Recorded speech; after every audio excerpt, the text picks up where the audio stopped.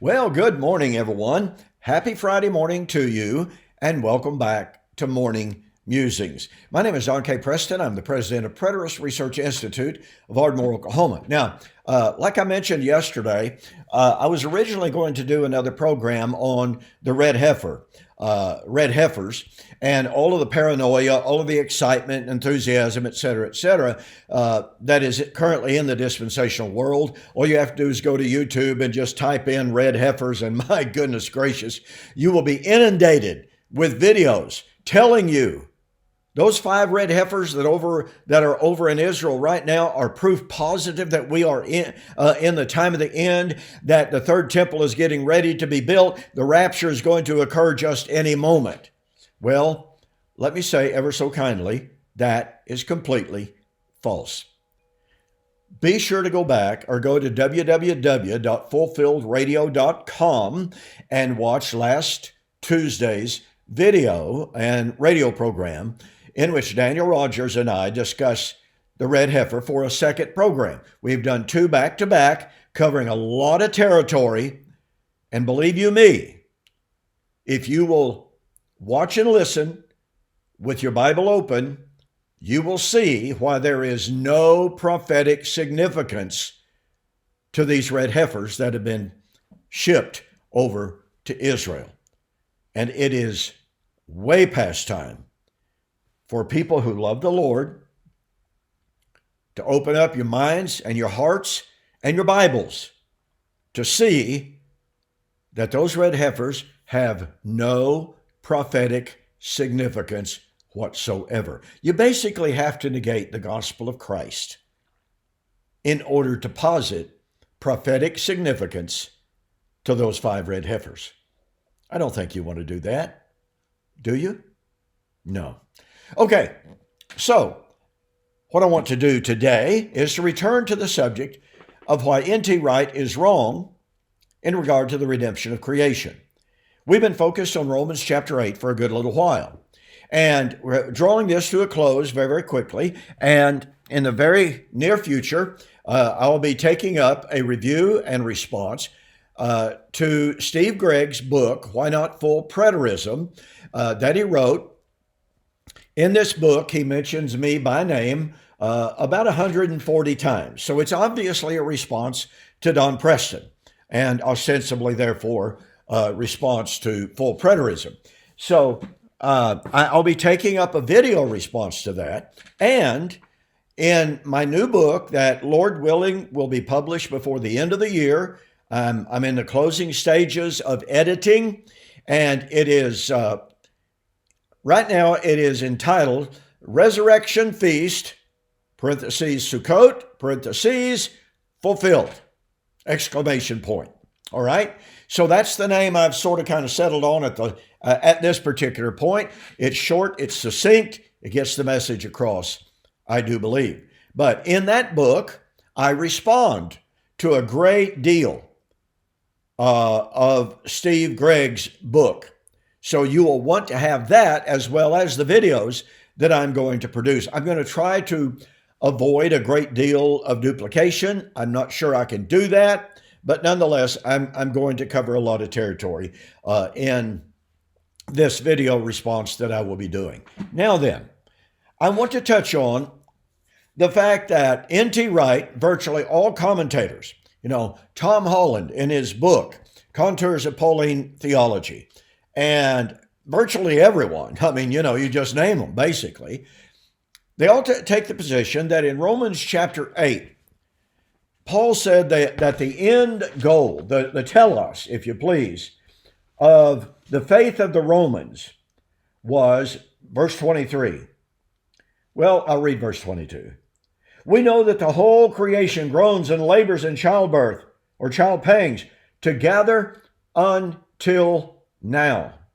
Not only that, but we also, who have the first fruits of the Spirit, even we ourselves groan within ourselves, eagerly waiting for the adoption, the redemption of our body. Now, I want to focus today on verse 22.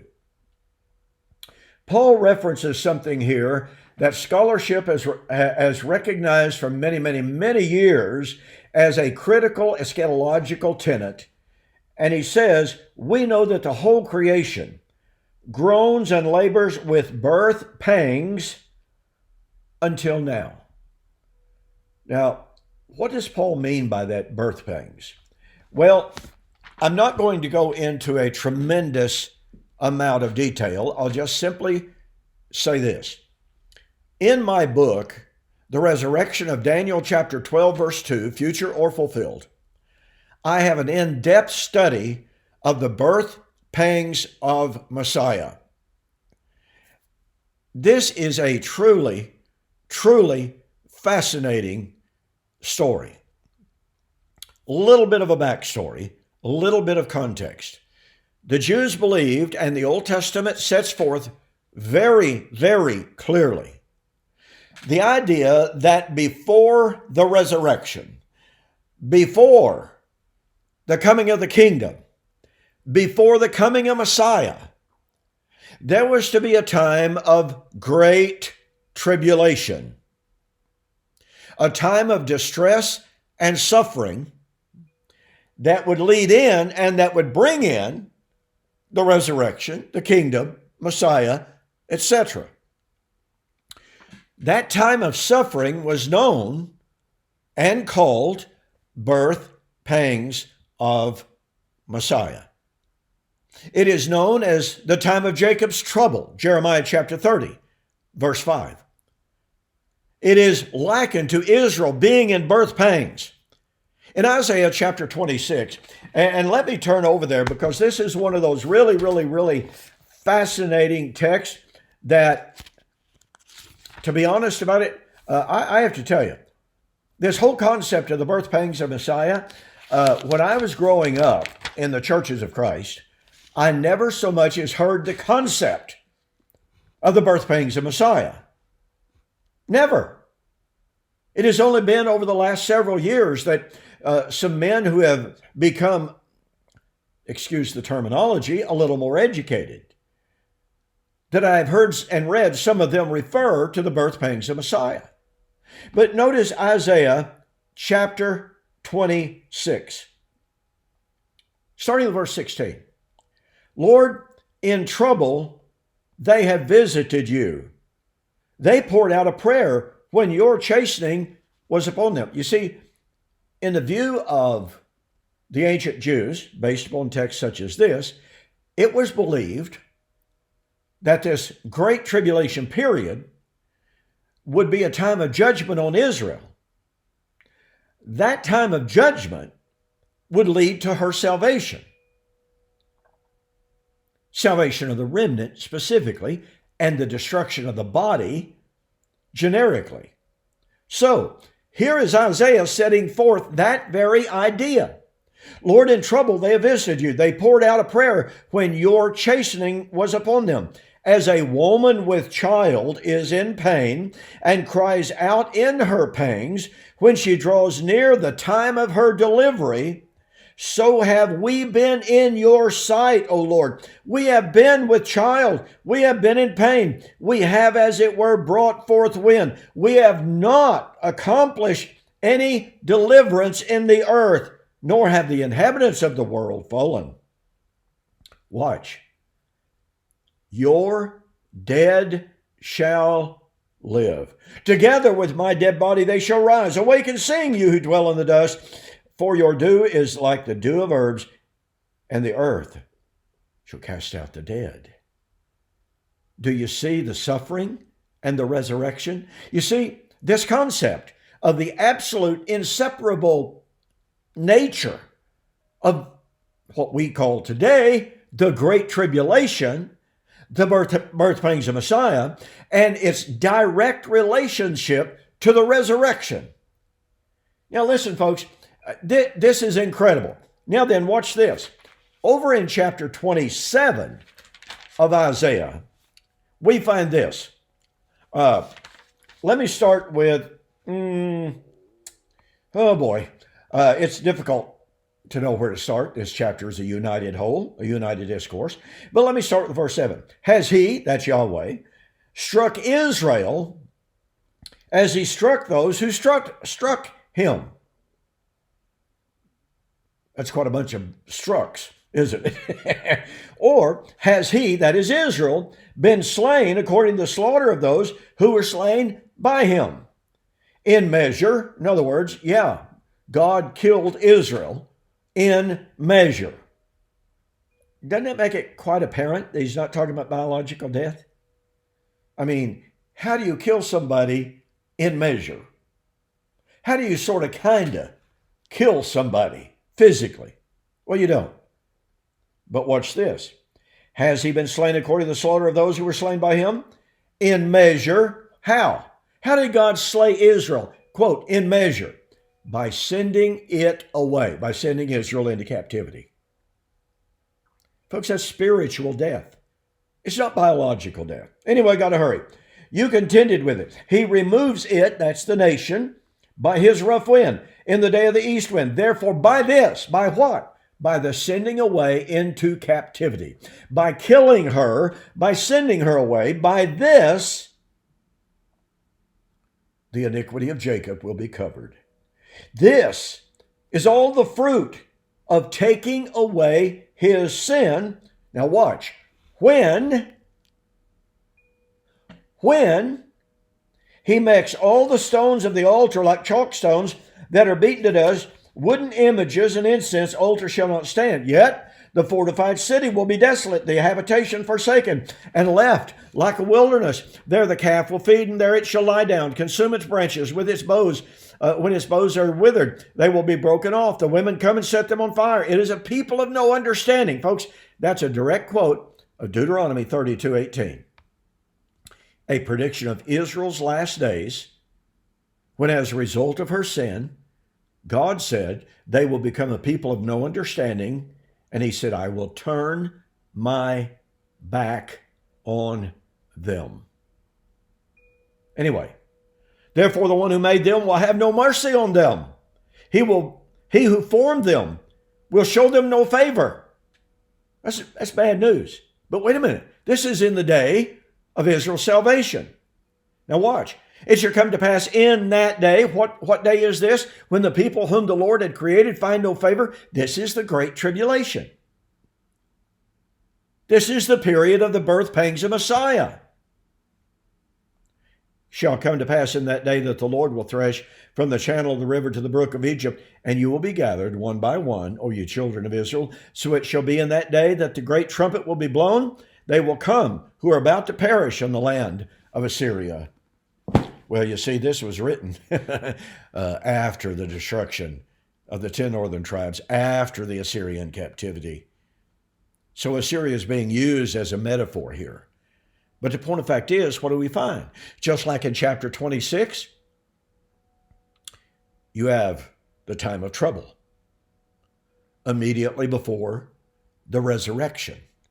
Chapter 27, you have the time of destruction, the time of desolation, and the time of salvation.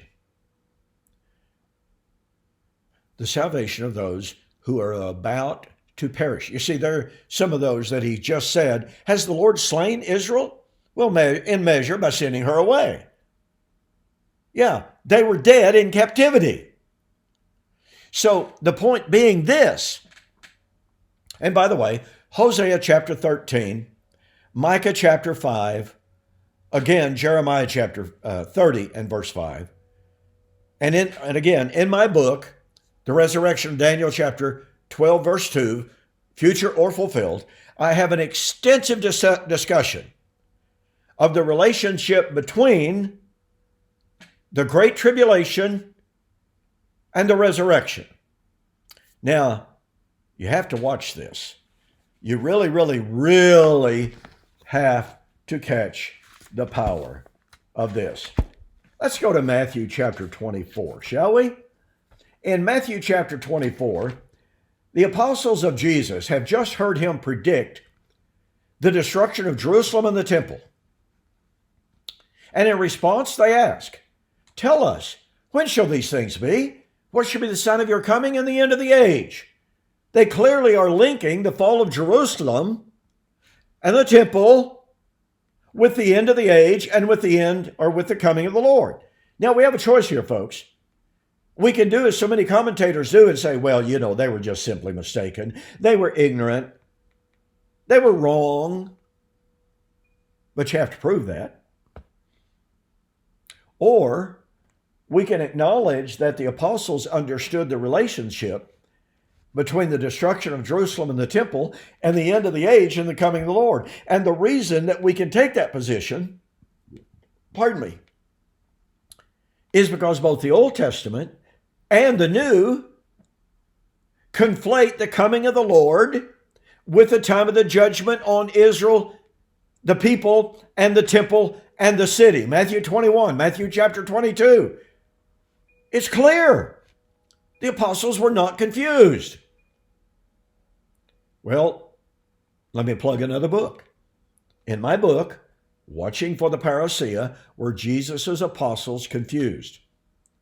I completely refute the idea and the claim by commentators such as Kenneth Gentry, who insists, in fact, they build their entire paradigm of Matthew chapter 24 on the claim that the apostles were confused. They were ignorant. They were just simply wrong. But folks, guess what? They were not wrong, and they were not confused. Notice Daniel chapter 12, verse 1. At that time there shall be great tribulation, such as has never been since there was a nation to that time. Verse 2. Many of those who sleep in the dust of the earth shall arise. The linkage between great tribulation and resurrection is unbreakable. You cannot separate them. Even though men such as John Calvin, followed by later commentators, some, said, well, great tribulation, verse 1, which he associated with time of Antiochus Epiphanes. I've already demonstrated that cannot be viable. But verse 1, he said, that was time of Antiochus Epiphanes. But verse 2, that's the end of time. Sorry, folks, that doesn't work. Isaiah 26 disproves that. Isaiah 27 disproves that. Hosea 13 disproves that. And, watch this, Matthew 24. After the apostles asked him for the signs of the coming of the destruction of Jerusalem, his coming and the end of the age, notice what he says. I'm going to begin reading with verse 4. Take heed that no man deceive you. Many will come in my name, saying, I am the Christ, and will deceive many. You will hear of wars and rumors of wars. See that you are not troubled. All of these things must come to pass, but the end is not yet. What end? The end of the temple, the end of Jerusalem, the end of the people. For nation will rise against nation. You will hear of wars and rumors of wars. See that you're not troubled. For all of these things must come to pass, but the end is not yet. All of these things, watch this, are the beginning of birth pangs. They're the beginning of sorrows. Now, wait a minute. Remember what Paul said in Romans chapter 8? In Romans chapter 8, Paul's writing to the church in the midst of persecutions. Persecutions by the Jews. Persecutions by the Jews that was going to lead to the destruction of Jerusalem and the temple. And he said, we know that the whole creation groans in birth pangs until now. Well, what does that in until now designate? Well, if you say a woman has been in birth pains, she's been in labor until now, you don't expect those birth pains to continue for a couple of years. You don't expect those birth pangs, the travail of childbirth, to continue for 2,000 years. It's ridiculous. So, we continue. Jesus was pointing out things that were obviously going to happen in that generation. Now notice, verse 15, when you, that's his apostles, when you see the abomination of desolation spoken of by Daniel the prophet, let the one who reads understand. Then let those who are in Judea flee. Verse 21, for then when? with the appearance of the abomination of desolation that his own apostles would see, for then shall be great tribulation. Well, where did they get the idea of a great tribulation from? Oh, I don't know. Maybe it was from Daniel chapter 12, verse 1. Maybe it's from Jeremiah 30. Maybe it's Hosea 13. Maybe it's Micah chapter 5. Maybe it's... You see, do you get the point? Maybe it's Isaiah 26 and 27, or 28, or 29, which we haven't touched. For then shall be great tribulation. Now, notice that Isaiah 27 said that at the time of that judgment, when the people whom the Lord had created would no longer find mercy, they would be slain by being sent away. But the Lord would sound the great trumpet to gather the elect. Matthew chapter 24, verse 29 and following. Immediately after the tribulation of those days. Now, when did Isaiah 26 put the resurrection? Context of the tribulation. That is to say, where did Isaiah put resurrection? Context of tribulation. Where did Isaiah 27 put the sounding of the great trumpet to gather those who were about to perish, the dead? At the time of the judgment of Israel. Matthew chapter 24, the time of the judgment on Israel. The appearance of the abomination of desolation, verse 29 and following, immediately after the tribulation of those days. The sun will not give its light. The sun will be darkened. The stars will fall from heaven. Powers of the heavens shall be shaken. Then the sign of the Son of Man shall appear in the heaven, and all the tribes of the earth will mourn. And they will see the Son of Man coming on the clouds of heaven with power and great glory. And he will send his angels with the great sound of the trumpet, and they shall gather together his elect from the four winds, from one end of heaven to another. Folks, Isaiah 27, the sounding of the great trumpet for the gathering of the elect who are the dead at the time of the judgment of Israel.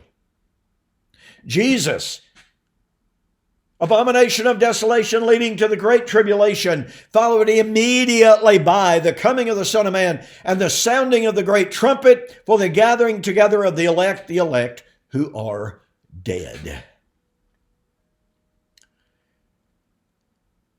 Folks, this is the context for the birth pangs of Messiah. The birth pangs of Messiah, i.e. the Great Tribulation, is not, as Greg Beale suggests, the entirety of the Christian age. No. Jesus posits, look, Isaiah posited it. We've already seen it. Isaiah, Jeremiah, Hosea, Daniel. They all posit the Great Tribulation within the immediate, inseparable context of the judgment on Old Covenant Israel. Not something related to the Christian age and the judgment upon the globe. No. Judgment of Israel, followed by the resurrection. And so when N.T. Wright goes to Romans chapter 8, he says, we're looking for the time in which all of physical creation is going to be redeemed. By the way, do yourself a favor and give some thought to the meaning of the word redeemer and redemption, etc. We'll be talking about that next. So anyway, when N.T. Wright says we're looking for the trees to be better trees, we're looking for physical creation to be, turned into greener trees and greener grass and purer water or whatever that he imagines that to be. And he says the whole creation is today, 2022, groaning in the birth pangs, waiting for the redemption. Waiting for the birth. He is ignoring the absolute inseparable connection between the Great Tribulation and the judgment on Israel, and he is ignoring the inseparable connection between the Great Tribulation and the resurrection. He understands that this judgment of Matthew 24, he understands that the coming of the Lord of Matthew 24, 29 to 31 was the judgment of Israel in AD 70. He says so multiple times in his book, Jesus and the Victory of God. I can document that for you. If you want the quotations, just contact me, okay?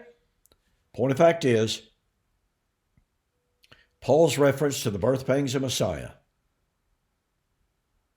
puts the fulfillment of Romans chapter 8 in the first century. It puts the resurrection, it puts the redemption of the body in the first century. And thus, N.T. Wright is wrong on his doctrine of the redemption of creation and the adoption, i.e., the redemption of the body. Out of time. Thanks for joining me. Get a copy of my book, The Resurrection of Daniel, chapter 12, verse 2, Future or Fulfilled. Make mention of when you go to my bookstore on eschatology.org, BibleProphecy.com, or DonKPreston.com. Make mention that you saw the offer in this video, and I'll refund your shipping. That'll save you $5. Okay? Thanks again for joining me. Have a fantastic weekend. Please be safe. See you on Monday.